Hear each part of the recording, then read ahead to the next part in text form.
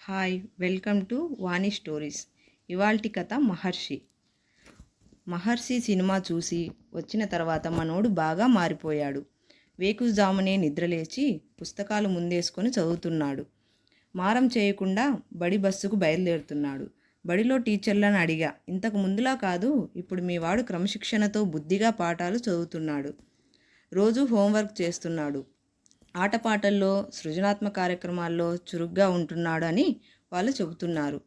సినిమాలు పిల్లల్ని పాడు చేస్తాయి అనుకున్నా కానీ కొన్ని సినిమాలు పిల్లల్ని బాగు చేస్తాయి అనిపిస్తుంది అన్నాడు చంద్రం తండ్రి మోహన్ భార్య సురేఖతో. సినిమా చూసిన తర్వాత కాదు కానీ ఈ మధ్య వాడిలో చాలా మార్పు వచ్చిందండి. ఆ మధ్య స్కూల్ వాళ్ళు ఫీల్డ్ ట్రిప్కి లంబాడి తాండాలకు తీసుకుని వెళ్ళారు కదా, అక్కడి నుంచి వచ్చాక తాండాలో పిల్లలు బడికి శ్రద్ధగా వెళ్తున్నారమ్మా. ఇంట్లో ఎన్ని కష్టాలున్నా బడి మానకుండా బడిలో చక్కగా చదువుకుంటున్నారని. ఆ రోజు నుంచి అల్లరి తగ్గించాడు. ఇంతకు ముందులా పిజ్జాలు, బర్గర్లు కావాలని పట్టుబడడం లేదు. ఇంట్లో పెసరట్లు, మినపట్లు పుష్టిగా తింటున్నాడు అని అంది సురేఖ భర్తతో. మోహన్ సురేఖ దంపతుల పెద్దల స్వస్థలం విశాఖపట్నం. కానీ మోహన్ తల్లిదండ్రులు, సురేఖ తల్లిదండ్రులు సుమారు 40 సంవత్సరాల క్రితమే బ్రతుకు తెరువుకై హైదరాబాద్ వలస వచ్చి బ్రతుకు బాగుండటంతో ఇక్కడే స్థిరపడిపోయారు. ఇరు కుటుంబాలకి దూరపు బంధుత్వం ఉండటంతో వీళ్ళ పెళ్లితో 2 కుటుంబాలు మరింత దగ్గరయ్యాయి.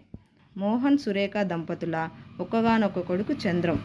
చిన్నప్పటి నుంచి అల్లారు ముద్దుగా పెరిగాడు. అటు అమ్మమ్మల ఇంటిలో, ఇటు నానమ్మ ఇంటిలో ఎవరూ చిన్నపిల్లలు కానీ పెద్ద పిల్లలు కానీ లేకపోవటంతో చంద్రం పట్ల అందరికీ గారాబం ఎక్కువైంది. అల్లరి చిల్లరగా తిరగటం, పెద్దలు చెప్పిన మాట వినకపోవడం, చదువు పట్ల శ్రద్ధ చూపకపోవడం చేస్తుండేవాడు. స్కూల్ నుంచి నిత్యం ఫిర్యాదులు వస్తుండేవి. అసలు వీడితో వేగడం ఎలా అని అందరూ తలలు పట్టుకున్న సమయంలో సడన్గా వాడిలో మార్పు వచ్చింది. చంద్రం ఇప్పుడు 9వ తరగతి చదువుతున్నాడు. రేపు 10వ తరగతిలోకి వచ్చిన తరువాత వాడు ఎప్పటిలాగే అల్లరి చిల్లరగా తిరిగితే వాడి భవిష్యత్తుకి మంచి పునాది పడేదెప్పుడు అన్న దిగులుతో ఇంట్లో ఉండేవారు. చంద్రం కూడా బాధ్యత లేకుండా ఉండేవాడు. వీడిని దారిలో పెట్టడం ఎలారా బాబు అని అందరూ తలలు పట్టుకున్న తరుణంలోనే చంద్రంలో మార్పు రావడం అందరినీ ఆశ్చర్యపరిచింది. అదే సమయంలో ఆనందపరిచింది కూడా. ఇప్పుడు చంద్రం మంచి క్రమశిక్షణ గల విద్యార్థి కావడం అందరినీ సంతోషపెడుతుంది.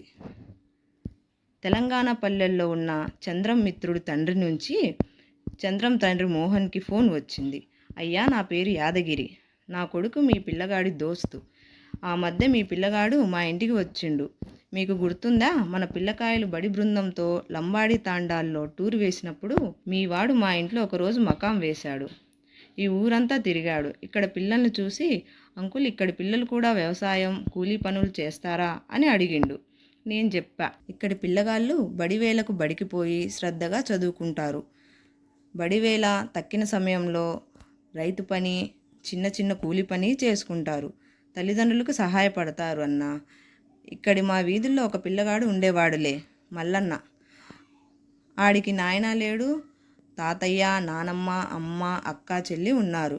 ఇంట్లో ఆడవాళ్ళు పైసా రాబడి తేలేరు. తాతయ్య ఒక గిద్దంగి దగ్గర వాచ్మెన్. మల్లన్న 10వ తరగతి చదువుతున్నాడు. తరగతిలో ఫస్ట్ వాడే. బడి లేనప్పుడు నల్గొండ పోయి కార్ మెకానిక్ షాప్లో పనిచేస్తాడు. దురదృష్టం ఏమిటంటే నానమ్మ పండు ముసల్ది, తల్లికి గుండె జబ్బు, అక్కా చెల్లెళ్ళు పోలియో వ్యాధిగ్రస్తులు. అందుకే మల్లన్న ఇంట్లో పనులు కూడా చేస్తాడు. బాబు, నమ్మండి, ఆ మల్లన్న 10 పరీక్షల్లో బడిలో ఫస్ట్. ఏదో 10కి 10 మార్కులట, అది సాధించాడు. ఊరివారు మల్లన్నకి సత్కారాలు చేశారు. మల్లన్నను చూసి మీ చంద్రం మెచ్చుకున్నాడు. నేను మల్లన్న మాదిరి మంచి పిల్లోన్ని అవుతా, మా ఇంట్లో సంతోషం నింపుతా అన్నాడు. అయ్యా, ఇప్పుడు మీ పిల్లవాడు బాగుండే కదా అని పరామర్శించాడు యాదన్న. మోహన్ ఆనందానికి అవధుల్లేవు. మనం ఎన్ని బుద్ధులు చెప్పినా వినని చంద్రం లంబాడి తాండా పిల్లల జీవనశైలి, ముఖ్యంగా మల్లన్న జీవనం తీరు, ఫైనల్గా మహర్షి సినిమా చంద్రంలో మంచి మార్పు తెచ్చాయి.